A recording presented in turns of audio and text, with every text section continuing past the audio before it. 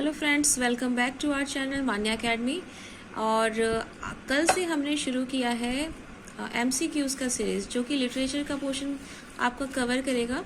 और साथ ही साथ हमने 1000 स्टेटमेंट की सीरीज़ भी शुरू की हुई है। उसका प्लेलिस्ट मैंने बना दिया है, वो भी चलेगी साथ साथ, और ये भी चलेगा क्योंकि पेपर जो हमारे हैं वो एग्ज़ाम पास आ गया है, तो दोनों सीरीज़ हम साथ साथ चलाएंगे। और अगर आपने चैनल को सब्सक्राइब नहीं करा है तो सब्सक्राइब कर लीजिएगा, और अगर आपके पास समय हो तो लाइक भी कर दीजिएगा और कमेंट कर दीजिएगा कि आपको ये सीरीज़ कैसी लगी। तो चलिए शुरू करते हैं।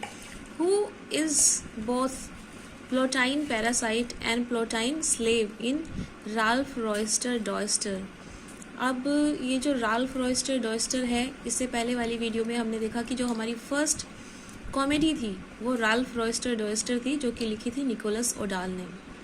ठीक, अब ये प्लोटाइन पैरासाइट क्या है? प्लोटाइन आपने एक रोमन प्लेराइट हैं प्लोटस, जो कि अपने कॉमेडी के लिए जो फेमस हैं। ठीक, और पैरासाइट का क्या मतलब है? आपको पता ही है कि पैरासाइट मतलब आपने परजीवी सुना होगा ना, तो दूसरों पर निर्भर रहता है और अपनी जो उन्हीं से भोजन वगैरह प्राप्त करता है। तो अगर हम पौधे में देखें तो आपने अमर बेल देखा होगा, है ना। और इसके अलावा आपने देखा होगा कि जो लाइसेस होते हैं और जौंक वगैरह होते हैं, ये भी पैरासाइट होते हैं। अब यहाँ पर करेक्टर, ऐसा करेक्टर बताना है जो पैरासाइट है, जो दूसरे पे डिपेंड है और स्लेव है। तो किस में? राल्फ रॉयस्टर डॉयस्टर में कौन है ये बताना है हमें। तो इसमें है मैथ्यू मैरी ग्रीक, ये नाम है, आपको याद रखना है, याद रख लीजिए। ये मैंने नहीं पढ़ा है तो मैं इतना डिटेल में आपको इसके बारे में नहीं बता सकती, पर आप याद कर लीजिएगा। वैसे इतना ज़्यादा तो नहीं आता, पर फर्स्ट कॉमेडी पूछ सकते हैं। आगे है TGT, इंग्लिश में नहीं आएगा, वैसे नेट लेवल पर तो आता है ये सब। आगे है Shakespeare's is the representation of the Plautine stock character parasite. तो शेक्सपियर का कौन सा ऐसा करेक्टर है जो प्लोटाइन स्टॉक पैरासाइट को रिप्रेजेंट करता है? वो है फॉलस्टाफ। तो फॉलस्टाफ, और बाकी आपने देखो जो ऑप्शन है ना, वो है ट्रू स्टाफ, ये कुछ नहीं है, ऑफिस स्टाफ, ओल्ड स्टाफ, ये तो बस ऐसे ही दिए गए हैं। तो आपको पता होना चाहिए कि करेक्टर किस तरह के थे।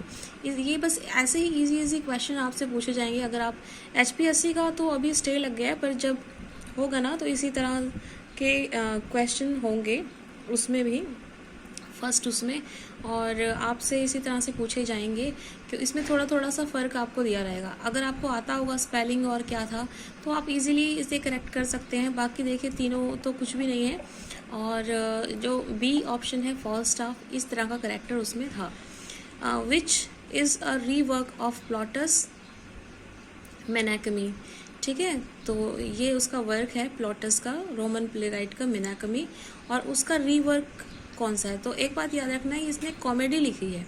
प्लॉटस जो है वो कॉमेडी के लिए प्रसिद्ध है, तो यहाँ पर इसमें से है कॉमेडी ऑफ एरर, जो फर्स्ट है वो रहेगा। और ये लिखा है शेक्सपियर ने, और ठीक शेक्सपियर ने लिखा है, जो कि ये प्लॉटस की मेनाकमी का रीवर्क है। फिर से इसी तरह से उसने रिप्रोड्यूस किया एक हिसाब से इसकी स्टोरी वगैरह। होम डिड शेक्सपियर मैरी, तो ये सबको पता है कि मैरी किससे किया था। यहाँ पर ये देखिए D है, एन हैथवे, एक लाइन आती है, Anne Hathaway she has a way. ये किसने लिखा है? ये भी शेक्सपियर ने एक बार कहा है। इससे पता चलता है कि उनकी जो है आपस में शायद बनती नहीं होगी या कुछ, और जब ये मर गया तो इसने सिर्फ एक जो अपनी प्रॉपर्टी में से सिर्फ एक बेड अपनी वाइफ के नाम किया था, है ना, ऐसा सुनने में आता है। और आगे है the 7 years in the life of Shakespeare from 1585 to 92 is known as best year, spiritual year, happy year और लॉस्ट ईयर। तो लॉस्ट ईयर के कहे जाते हैं। ठीक, आगे हम देख लेते हैं। Who attack Shakespeare in Groats worth of Wit. तो किसने अटैक किया है शेक्सपियर को ग्रोट वर्थ ऑफ विट में? ये जो वर्क है ग्रॉट वर्थ ऑफ विट, ये है रॉबर्ट ग्रीन का। और इसमें इसने कहा है कि जो शेक्सपियर है वो है एन अपस्टार्ट क्रो है who beautifies beautified with our feathers, इस तरह की लाइन कुछ आती है। तो उसमें क्या कहा है कि जो शेक्सपियर है वो अभी नौसिखिया है, अब स्टार्ट क्रो है, जो कि अपने आप को ब्यूटीफाई कर रहे हैं किससे, हमारे पंखों से, मतलब हमारी राइटिंग्स की नकल करके वो हमारे उस पर चल रहा है कि ये तो यूनिवर्सिटी विट्स आपने पढ़ा होगा, जो राइटर्स थे वो तो यूनिवर्सिटी में गए थे, पर ये जो है इसने कोई भी ऐसा एजुकेशन नहीं ली है, और उसके बाद हमारी ही राइटिंग को चुरा कर, हमारी ही राइटिंग की कॉपी करके जो प्लॉट स्टोरी है ये ब्यूटीफाई हो रहा है अपने आप को। इस तरह की जो बात थी वो रॉबर्ट ग्रीन ने कही थी। आगे है which among the following is not a dramatic poem by Shakespeare, तो कौन सी ड्रामेटिक पोम नहीं है, ठीक है, ये आपको बताना है। तो इसमें देखिए आप एक बात नोट करिए, पहले घबराना नहीं है, ऑप्शन को देखिए, इसी तरह के ऑप्शन आते हैं। देखो लिखा है मरकरी एंड एडोनिस, और Jupiter and Adonis, Uranus and Adonis, Venus and Adonis. आपने देखा है कि वीनस और एडोनिस इसकी पोम है, और ये बाकी है ना, ये सिर्फ जो सोलर सिस्टम है उसके प्लेनेट के नाम दिए गए हैं, ऐसा कुछ भी नहीं है। ये जो वीनस है वो है लव की देवी है, गॉडेस ऑफ लव है, ठीक है, इसको इससे एडोनिस से प्यार हो जाता है, इसी की पोम है ये। ठीक, आगे करते हैं। Who was the patron of Lord Chamberlain's Men, Lord Chamberlain men का पैटर्न कौन था, उसका जो पैसे देता था, पैटर्न कौन होते हैं, जो उसकी एजुकेशन वगैरह इन सब चीज़ों के लिए जो खर्चा करते हैं, पैसे देते हैं। तो लॉर्ड चैम्बरलेन मैन्स का पैटर्न कौन था ये आपको बताना है। तो ये कौन था, हेनरी कैरी, ये आप नाम याद रख लीजिएगा।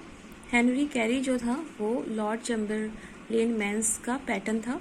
The first recorded performance at globe theatre was of which, कौन सा था पहला ग्लोब थिएटर, जो ग्लोब थिएटर में रिकॉर्डेड परफॉर्मेंस हुई थी वो कौन सी थी, आपको बतानी है।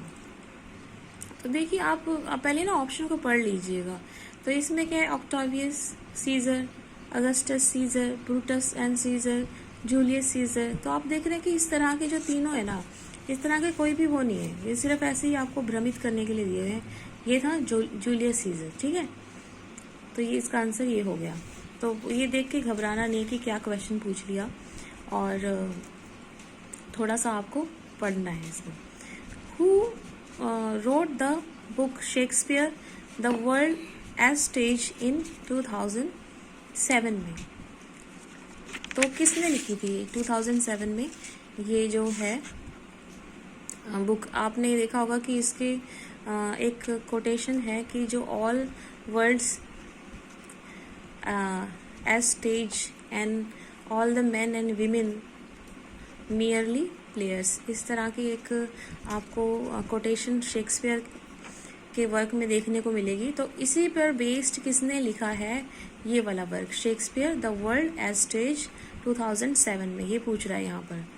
तो ये लिखा है बिल बैरिसन ने, बिल गेट्स ने नहीं लिखा है, बिल क्लिंटन ने नहीं लिखा है, बिल बॉर्डन ने नहीं लिखा है, किसने लिखा है, बिल बैरिसन ने। तो ये आपको ध्यान रखना है।